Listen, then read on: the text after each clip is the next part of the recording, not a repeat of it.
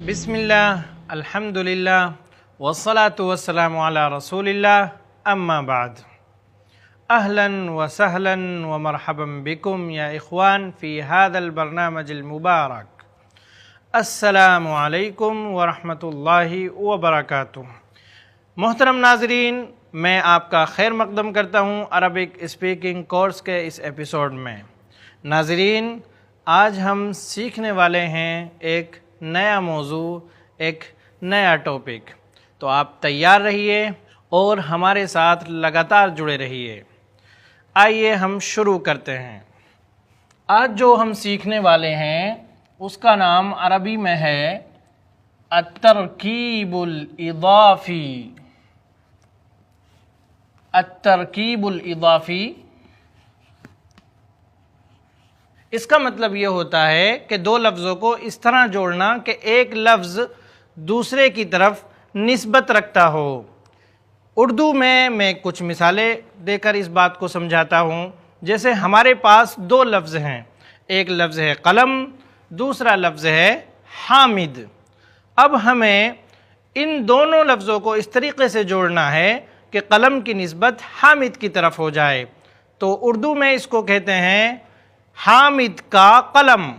اس ترکیب میں اردو میں کا، کی اور کے کا استعمال کیا جاتا ہے۔ حامد کا قلم، پلاسٹک کی کرسی، لوہے کی کرسی یا لوہے کا بیڈ، یا اسی طریقے سے جاپان کی گھڑی۔ تو اس طریقے کے الفاظ اگر ہمیں عربی میں بنانے ہوں تو اس کا کیا رول ہوتا ہے، آئیے سمجھتے ہیں۔ اتنی بات تو آپ سمجھ گئے ہوں گے کہ اس ترکیب میں ہمیں دو لفظوں کی ضرورت ہوتی ہے اور دونوں ہی ناؤن ہوتے ہیں، اسم ہوتے ہیں۔ آئیے ہم پہلے ایک لفظ لکھتے ہیں، قلم، قلم، اور آگے ہم لکھتے ہیں زید، قلم زید۔ اسی طریقے سے ہم لکھتے ہیں غرفہ، غرفہ، اور آگے لکھتے ہیں خالد۔ اسی طریقے سے ہم لیتے ہیں ساعۃ، آگے لکھتے ہیں الیابان، شاشۃ، شاشۃ یعنی اسکرین، الحاسوب۔ ناظرین کرام، یہ 8 الفاظ ہم نے لکھے ہیں اور ان میں سے ہر دو لفظوں کو ہمیں آپس میں اس طرح ملانا ہے کہ ایک کی نسبت دوسرے کی طرف ہو جائے اور وہ معنی پیدا ہو جائے، جس کے لیے ہم اردو میں کا، کی اور کے کا استعمال کرتے ہیں۔ یاد رکھیں، جیسا کہ ہم اردو میں بولتے ہیں زید کا قلم، خالد کی کتاب یا خالد کا کمرہ، تو اردو میں یہ ہوتا ہے کہ جس کی کوئی چیز ہوگی اس کو پہلے رکھا جاتا ہے اور جو چیز اس کی ہوتی ہے اس کو بعد میں رکھا جاتا ہے۔ جیسے اگر خالد کا پین ہے تو ہم خالد کا ذکر اردو میں پہلے کریں گے اور پین کا ذکر بعد میں کریں گے اور بیچ میں کا، کی یا کے کا استعمال کر لیں گے۔ اسی طریقے سے حامد کی گھڑی، تو حامد کو ہم نے پہلے رکھا اور گھڑی کو بعد میں رکھا۔ لیکن اگر ہم عربی میں جائیں گے تو عربی زبان میں ترتیب کو ہم الٹ دیں گے۔ اگر اردو میں حامد کی گھڑی بولنے کے لیے ہمیں حامد کو پہلے رکھنا پڑ رہا ہے اور گھڑی کو بعد میں، تو عربی میں ہم پہلے گھڑی کا ذکر کریں گے اور حامد کا ذکر بعد میں کریں گے۔ امید ہے کہ آپ بات سمجھ چکے ہوں گے۔ اب جیسے خالد کی گھڑی، خالد کی گھڑی، اب اگر ہمیں اس کی عربی بنانی ہے تو ہم گھڑی کی عربی کو اس گھڑی کے نیچے نہیں لکھیں گے۔ گھڑی کی عربی کیا آتی ہے؟ ساعتن، تو ساعتن کو ہم گھڑی کے نیچے نہیں رکھیں گے، بلکہ ہم ساعتن کو خالد کے نیچے لکھیں۔ ساعتن کو ہم نے خالد کے نیچے لکھ دیا اور گھڑی کے نیچے ہم خالد کو رکھیں گے، خالد۔ اور اس طریقے سے ہم جو کہنا چاہ رہے ہیں وہ بات ہم کہہ پائیں گے۔ خالد کی گھڑی ساعت خالد۔ اب اس میں یاد رکھنے کی اور خیال رکھنے کی ایک بات اور ہے، وہ یہ کہ جس لفظ کو ہم پہلے لائیں گے ترکیب اضافی میں، اس کو مضاف بولتے ہیں۔ اس کو کیا بولتے ہیں؟ مضاف۔ اور جس کو بعد میں لاتے ہیں یا جس کی طرف کسی چیز کو جوڑا جاتا ہے، منسوب کیا جاتا ہے، اس کو بولتے ہیں مضاف الیہ۔ مضاف الیہ یہ ہے مضاف، اس کی اضافت کی جا رہی ہے، اس کو جوڑا جا رہا ہے، اور خالد یہ مضاف الیہ ہے، گھڑی کو اس خالد سے جوڑا جا رہا ہے، خالد کی گھڑی۔ تو ساعت مضاف ہے، خالد مضاف الیہ ہے۔ مضاف پر کبھی بھی ال نہیں آتا، مضاف پر کبھی بھی ال نہیں آتا۔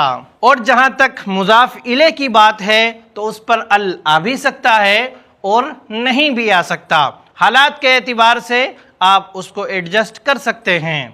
اگر آپ کو ضرورت محسوس ہوتی ہے کہ وہاں ال آنا چاہیے تو آپ وہاں ال لگا لیں اور کسی اسم کو آپ خاص کر دیں، اور اگر آپ کو ضرورت محسوس ہوتی ہے کہ اس لفظ کو عام رکھنا چاہیے تو آپ وہاں ال نہ لگائیں۔ اور پہلے بتایا جا چکا ہے کہ اگر کسی نام میں ال نہیں لگا ہوا ہے تو ہمیں وہاں پر ال لگانے کی ضرورت نہیں ہے، کیونکہ نام پہلے سے ہی خاص ہوتا ہے۔ تو ساعت خالد میں کبھی بھی الساعت خالد ہم نہیں کہیں گے۔ تو پہلی بات تو یہ ہوئی کہ ال شروع میں نہیں لگتا ہے۔ دوسری بات یہ ہوئی کہ مضاف کے آخر میں تنوین بھی نہیں لگتی ہے، مضاف کے آخر میں تنوین بھی نہیں لگتی ہے۔ عام طور پر یہ ہوتا ہے کہ اگر کسی اسم کے شروع میں ال نہیں آ رہا ہے تو وہاں پر تنوین آتی ہے، دو زبر، دو زیر، دو پیش، لیکن مضاف کے آخر میں تنوین نہیں آتی، شروع میں ال نہیں آتا اور آخر میں تنوین بھی نہیں آتی۔ تو یہاں پر ہم کبھی بھی ساعتن نہیں کہیں گے، صرف ساعتو کہیں گے، صرف ساعتو کہیں گے۔ اور تیسری بات جو ہمیں یاد رکھنی ہے اس ترکیب میں وہ مضاف الیہ کے تعلق سے ہے۔ مضاف الیہ کے تعلق سے آپ یہ بات یاد رکھیں کہ مضاف الیہ ہمیشہ مجرور ہوتا ہے، مضاف الیہ ہمیشہ مجرور ہوتا ہے۔ مجرور کا مطلب یہ ہے کہ عام حالات میں اس لفظ کے آخری حرف پر زیر آئے گا، جیسے من، الی، علی، اور اسی طریقے سے فی داخل کرنے کے بعد کسی اسم کے ساتھ ہوتا تھا، اسی طریقے سے یہاں پر بھی ہوگا۔ تو ہم خالدن نہیں پڑھیں گے، خالدن نہیں پڑھیں گے، کیا پڑھیں گے؟ خالدن پڑھیں گے۔ ساعت خالدن، ساعت خالدن، خالد کی گھڑی، ساعت خالدن، خالد کی گھڑی۔ لیکن اگر یہاں خالد کے بجائے کسی لیڈی کا نام آتا ہے تو چونکہ وہ غیر منصرف ہوتا ہے اس لیے وہاں زیر کے بجائے زبر آئے گا اور اس پر تنوین بھی نہیں آئے گی۔ ہم اس طرح بولیں گے ساعت فاطمہ، ساعت فاطمہ۔ امید ہے کہ آپ مضاف اور مضاف الیہ بنانے کا طریقہ سمجھ چکے ہوں گے اور آپ کو سمجھ میں آ گیا ہوگا کہ اگر خالد کی گھڑی کو ہم عربی میں کہنا چاہیں تو اصول اور قواعد کا خیال رکھتے ہوئے صحیح طریقے سے ہم کس طرح کہیں گے۔ تو آئیے اب ہم مزید مثالوں سے اس کو سمجھنے کی کوشش کرتے ہیں۔ تو ایک لفظ قلم ہے، دوسرا لفظ زید ہے، ہمیں قلم کو مضاف بنانا ہے، زید کو مضاف الیہ بنانا ہے، تو کس طرح سے کہیں گے؟ قلم۔ کیا یہ القلم ہو سکتا ہے؟ نہیں ہو سکتا۔ کیا یہ قلم ہو سکتا ہے؟ نہیں ہو سکتا۔ قلم ہمیں کہنا ہوگا۔ کیا یہ زیدن ہو سکتا ہے؟ نہیں ہو سکتا۔ زیدن ہو سکتا ہے؟ نہیں ہو سکتا، بلکہ ہمیں کہنا ہوگا زیدن، قلم زیدن، قلم زیدن زید کا پین، قلم زیدن زید کا پین، غرفۃ خالدن۔ اب آپ اپنے حساب سے مضاف کے آخری حرف کی حرکت سیٹ کرتے جائیں اور اسی طریقے سے مضاف الیہ کے آخری حرف کی حرکت بھی۔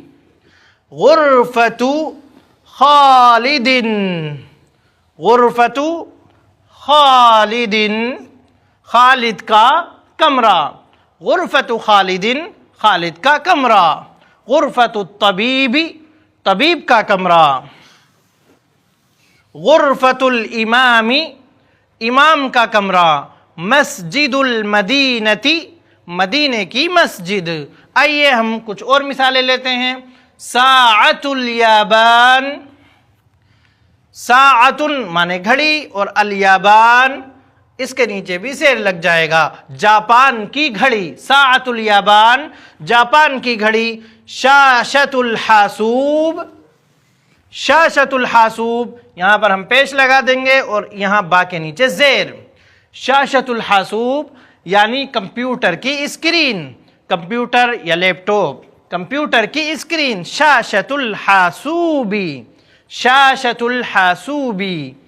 ناظرین کرام، آئیے ان چند مثالوں کے بعد اور طریقہ سیکھنے کے بعد ترکیب اضافی کا ہم شروع کرتے ہیں مرکب اضافی کو لے کر جملے بنانے کی مشق۔